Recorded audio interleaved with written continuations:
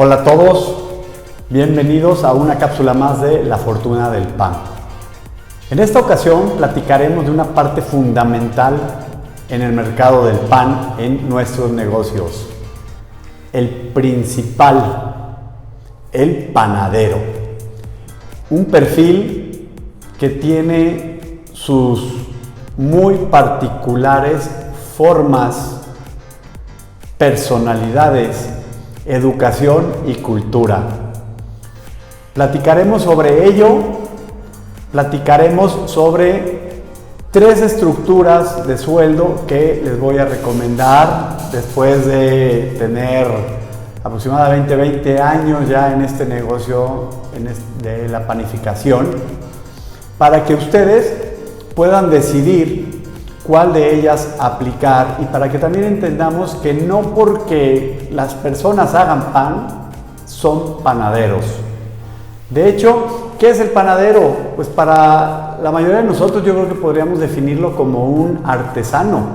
Es una profesión de muchísimos siglos atrás que creo, en lo personal, en las últimas décadas venía un poquito a la baja. La gente dejó de trabajar en estos oficios y se puso a trabajar en otras industrias, pero de unos 10 años a la fecha, yo en lo personal estoy viendo un auge de nuevo de panaderos, pero no el panadero que nosotros conocemos con las costumbres de hace 60, 70 años, que platicaré un poquito sobre ellas, sino hablo de toda esa ola de chavos que están estudiando una carrera que se llama gastronomía, donde les enseñan a fabricar productos de pan o pasteles.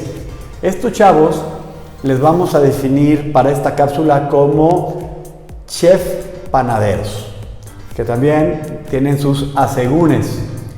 Estos chavos actualmente llegan a la escuela, hacen la carrera, salen y se van a buscar trabajo, entran a unas panaderías y ¿qué está pasando? Pues duran muy poquito porque dicen, ay no, es que es mucho trabajo, y terminan saliéndose, ¿sí? ¿Por qué? No porque esté mal, el tema es que son 2 perfiles muy diferentes. El panadero de antaño tiene un perfil muy guerrero, de mucho trabajo físico, más que trabajo mental, aguanta largas jornadas. La panadería es muy cansada, ciertamente se tiene que tener un buen estado físico. Están acostumbrados a estar en partes, en locales, en naves industriales, en pequeñas, le llaman mochaditas, que son esas casas que las adecúan para hacer panaderías, que no son del todo higiénicas o cumplen con estándares para hacer y producir alimento. En cambio, el perfil del chef panadero, como son la mayoría de estos chavos que les estoy comentando, van muy a la línea de ir a trabajar a un esquema de cocina de restaurante o alguna estructura un poquito mejor acondicionada, como vendría siendo a lo mejor una nave industrial de algún CEDIS, donde elaboren una gran cantidad de productos alimenticios y entre ellos exista algo de pan. Por ahí van un poquito esas diferencias.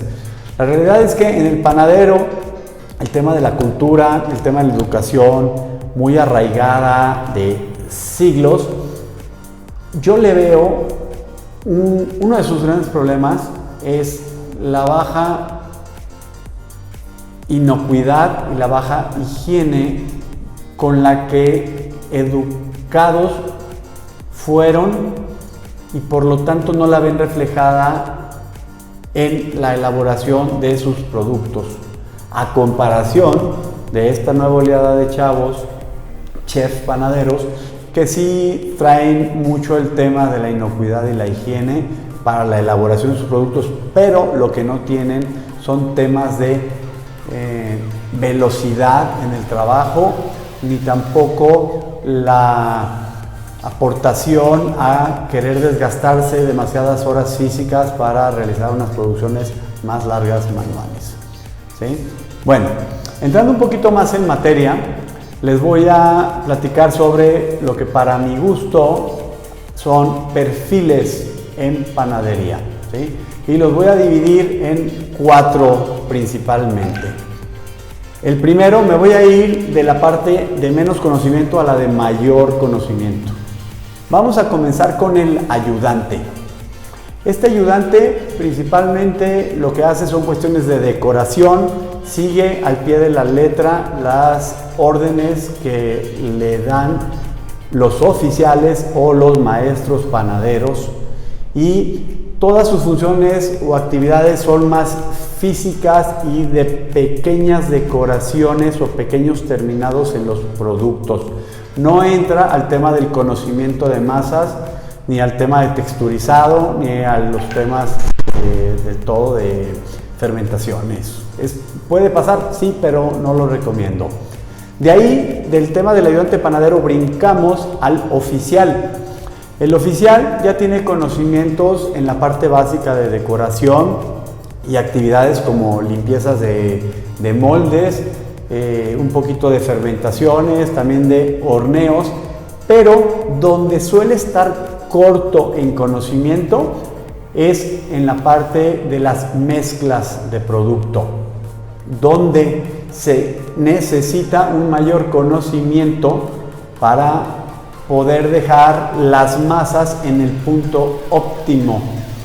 Ahora sabemos que en los oficiales, aunque hay unos que sí saben mezclar o revolver, como se le dice en este argot, no saben mezclar todo el tipo de masas. Les pones masas de bizcochería, masas de danés, hojaldres,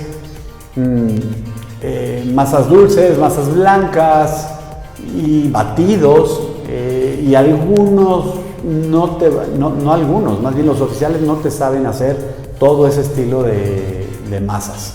Por eso son oficiales y están a la baja de lo que viene siendo el maestro panadero, que es nuestro siguiente escalón. Ahora, el maestro panadero lo distingue el tener el conocimiento de poder mezclar la mayoría de los tipos de masas que se utilizan en la industria panadero.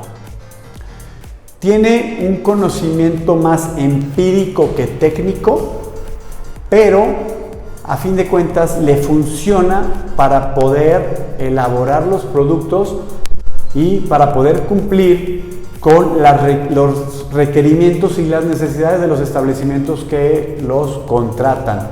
Y volvemos al tema de una cápsula que hace mucho tiempo platico con ustedes, que es en México, 60% del mercado del pan. Del mercado del pan están en la informalidad. Perdón, me distraje un poquito. Bueno, de ahí llegamos a el último nivel, o que sería el primero, el más competente, y es el técnico panadero. Para mi gusto, técnicos panaderos, muy pocos en México. Estas personas son profesionales en el tema de alimentos. Ya podemos hablar de ingenieros, de licenciaturas en alimentos con estudios. Son personas que entienden a nivel químico y a nivel proceso cómo viene siendo la elaboración de los productos panificables. Y también pueden hacer correcciones de una forma más eficiente cuando tienes alguna desviación o algún problema que necesita ser resuelto. Porque cuando tú quieres que te lo resuelva un oficial o un maestro, tú vas a tener respuestas más empíricas que técnicas. Y ahí es donde el técnico tiene su gran valor, que es más puntual, más preciso para saber qué es lo que se tiene que controlar.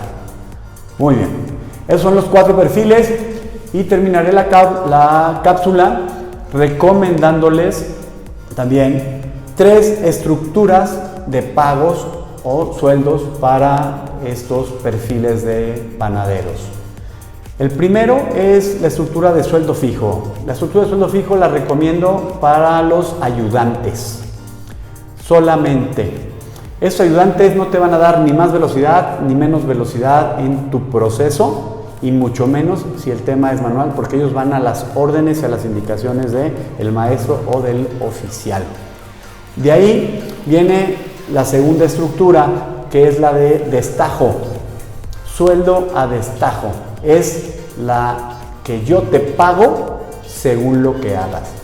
Ese sueldo a destajo puede venir por pago por pieza, o pago por charola, o pago por cantidad de moldes, o pago por ciertas jaulas de pan que se estén realizando. Conforme ellos producen, también tú les pagas. Producen, tú les pagas. Y generalmente a la baja tienes que topar tú con un mínimo, los tienes que cubrir como empresario, los tienes que cubrir con el mínimo, porque cuando las producciones son muy bajas, ellos no te van a querer elaborar, no les va a convenir, entonces tú los tienes que cubrir con un mínimo de sueldo. Por último, está la tercera estructura, que es una mezcla sueldo fijo más sueldo variable. Señores, únicamente se las recomiendo para los técnicos, porque los técnicos van a entender que tienen que lograr objetivos, tienen que trabajar para lograr algo. Y ahí es donde su sueldo fijo, que lo van a tener recompensado, que va a ser cubierto con esa educación que han recibido y con esa cultura que traen. Y por el otro lado, el variable que viene sobre su objetivo, sobre su meta, sobre el logro que tengan que tener. Pocas mermas, producciones completas, cierta cantidad de producto no conforme mínima, etcétera. Cada quien en su empresa, ustedes panaderos, empresarios, sabrá cómo definirla. Bueno, esto es todo. Muchísimas gracias y los vemos la siguiente semana en una cápsula más de La Fortuna del Pan.